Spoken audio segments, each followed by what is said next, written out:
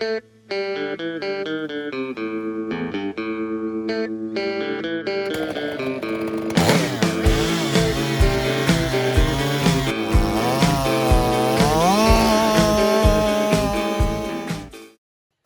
back to an episode of Aussie Bucking. I've built the courage up enough to have a go at showing how we sharpen chainsaws. So here we go.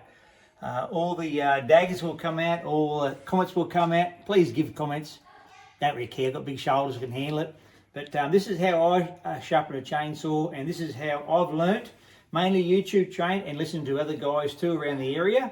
So I pick up some knowledge here and there from a lot of different sources, I'm going to say. I've never been shown professionally, but who is a professional? Maybe, probably the blokes who do it for a living, they'd know. But what I've started from, this chain's actually pretty good, I'm going to say. But I just cut some, just finished cutting with some timber at the back there now, and it did hit the ground once accidentally, but it's okay, but it's not too bad. This is a full chisel 3/8 chain, a Husqvarna chain. This is the chain that I prefer for a lot of reasons. But where I started from, Tyson, I actually started with that first. It's a 3/8. I think it's pretty sure it's a 3/8 file anyway. But I started from that because that's probably where you start from. You know what I mean? So this is how I started doing it. I can feel straight away now that I've got more knowledge. That was years ago, a couple of years ago. And it's that file is actually buggered, so you can feel it's not grabbing at all. But what I felt was I was pushing harder and harder and grinding this away. That was the problem with that part of it. They are good and they work, but I moved on to this one here for smaller ones too. Hardly ever use it because we up our chainsaw sizes over the years and we don't use little chainsaws much anymore.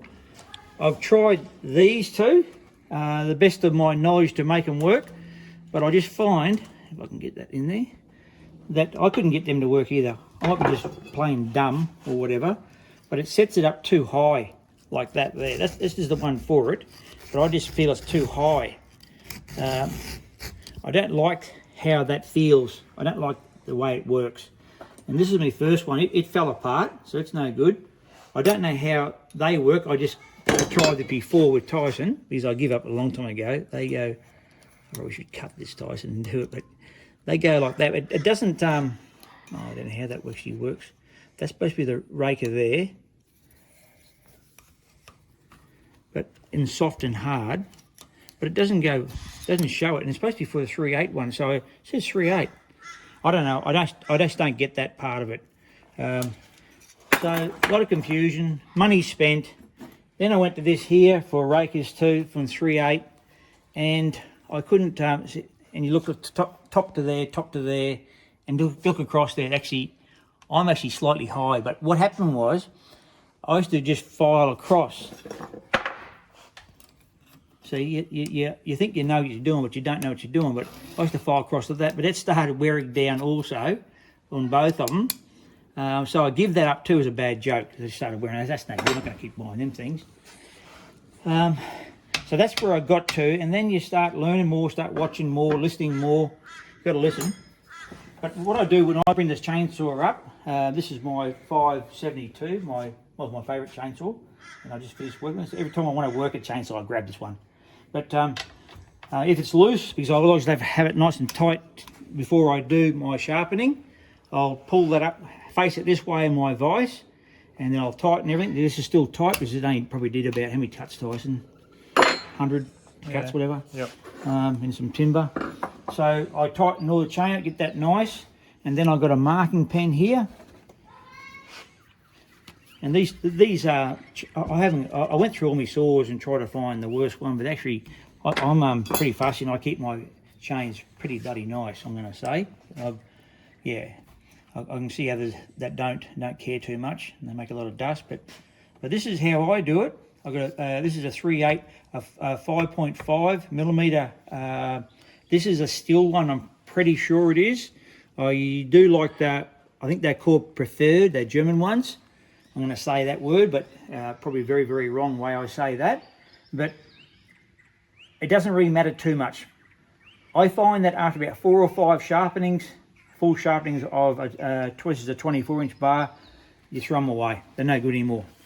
But I got tricks when I'm inside the shed here. It's a lot better because I can use air, and when I do the air, I blow out. That might be pretty noisy on camera, that part of it. But this is my procedure, and I'll show you a little trick here with this one here, and I like that idea. But I just grab the chainsaw over the top like this, and I get my strokes. Don't really care. It doesn't need much.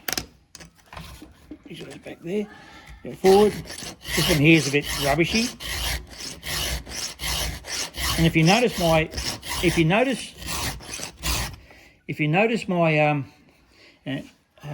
back of my vise, this is a Dawn vise. This is the best vices in the world, Australian made ones. But I actually cut a groove through here as a helper, because those steel ones haven't got a really good guide on that. They're rubbish as far as your guide's concerned for the 30 degrees. So I like to have that as a sider, looking over the top there and doing it. And obviously when you turn your saw the other way, it works the other way. So I know it's my vise and I can do what I like to it. I can put those scar marks in it, but it bloody helps you a fair bit just to look down it, especially when you're getting a bit old and you can't see quite properly. This one here is a bit of a rubbishy one, it needs straightening. Now I know that file is actually getting a bit shit too at the same time. That's enough for that one, so I'm wearing it way too much. That's how long it takes to get that down. And that's perfect, that's sharp. Another one, my saw's just moved, just hang on a second. And I always like to have them nice and straight if I can get them to the saw in the vise. The right angle, and see I'm just starting to cut through the top plate now, which is getting back, and these big files will cut through a little tiny bit. But if I cut on if I hold it straight as possible, it stops from doing it. If I have it on an angle like that, it obviously will cut more. So as the time goes by, I'm actually getting better at holding the file straight. That's it. These ones don't need much because it is pretty good. I like to find a bad one. This one here is a pretty rubbishy. This is the tips was jagged at the top there, but I fixed that already there. And then I'll just look underneath and make sure it's all shiny underneath. Make sure I've got everything under there. Next one, this one here has been, the tip's been taken off it too. And he's done also. As simple as that. That's how I do it. And that is like a needle. That is super, super sharp. You get that, Tyson? Yeah, there it is. That's super, super sharp. Next one. Then I'll swap him over. Keep him straight as I can. Well, you want to use this little gauge here, I can use the gauge, or I'll just look on this one's here. I'll get you there's a burr coming there. There's the burr just popped off. Do you see that, Tyson? It's blurry. It's just hard to get the focus right. Maybe hold it stiller. Sorry about the blur.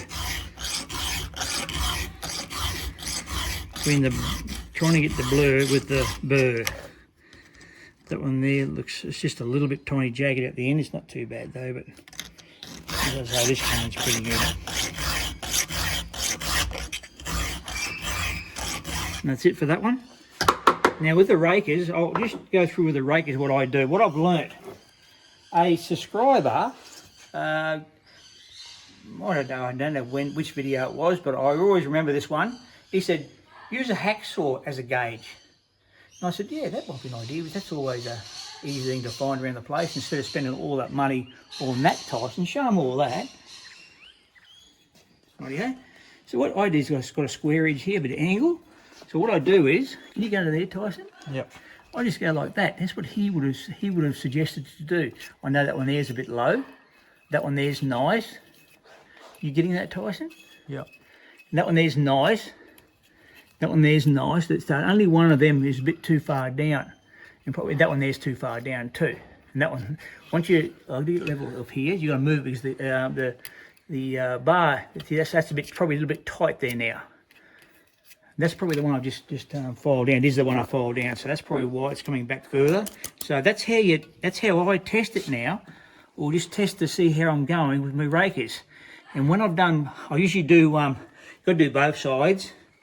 And then once it's come back a little bit more, obviously you got to pull your rakers down more. But this works really good, and it was free. It was laying around, so I just ground the ends down, ground that down, ground the little serrated edges down on the file.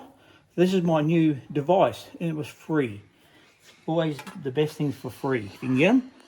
So that's how I do my rakers now on all my stuff, and as you probably see in the videos, our chains pull pretty well. They just go in by themselves, so there's no real effort in pushing it all. We don't make too much dust, but you can feel the chains go off when they are going off. It's pretty bad. So pull it, turn around. Sorry to miss it. And I have it about that far there away all the time. That's our big bird, that big bloody parrot at the back there making that noise. Turn the saw around now. So on the other side now, I like to have some support. This is a washing up thing for, I found it the best, and it was laying around. I grabbed it one day, and you put that on there. Because I like to, if you do it by freehand, and you just got it free like that, it's not real good, because you've got supporting yourself with it with the head on the other side of the bar. But when you want to come up here, you want to have it rested on there, and so you can work it easier and nicer. And also, this side is my less preferred side for some reason or other. I see other guys doing it too, and they're more aggressive on the other side too, because they're right-handed. But when you come on this side here, it seems to change everything, and I have more trouble sharpening on this side. I'm just trying to get that back straight again. I'm trying to force up at the same time to finish this one off, and I just slow it down a little bit and just go as soft and gentle. And that's got a little tiny little burr there on that one there. And that's super sharp. This one's cutting a bit into there, but that don't worry me one bit. This will cut this thing like you can't believe. This one here is just a bit rounded. I can see straight away. I'll come around the other side. You see that, Tyson? A bit rounded on top.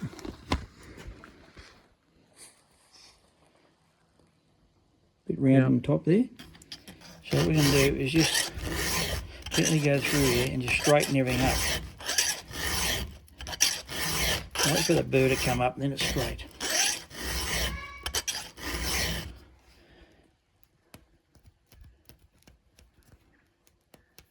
That's straight now. Got that burr out. It's super sharp at the front, super sharp. It's like a razor. Next one, this one here looks pretty good. Tidy him up. Let's give him what this has around a tank full through it, or very close anyway. As I say, it's not too bad. It's easy going when it doesn't get too far away from you. The same angle all the time. Now look, I can look down here on my vise. I can look down on this here, and I know that I'm pretty straight. I'm in 30 degrees all the time.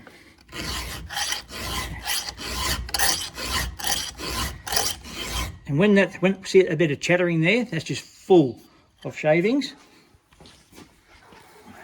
This is not making noise, but just clean my file out. The bloody compressor turned on. The filing's out. I can just feel it's cutting a bit better now. I'm trying to just pick that up to the top there and get a burr.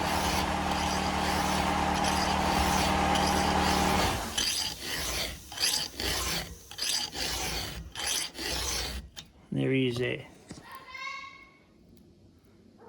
Little burr there. Just come off then. And that's super. That's all I need to do for my saws.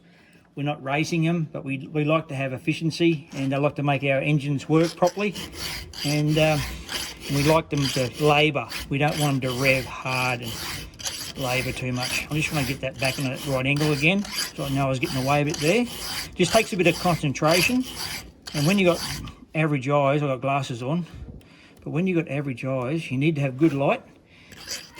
And usually in the afternoon, it's cloudy this afternoon, but usually when that sun comes through from the western side here, it's awesome. You can see all the filings shooting off the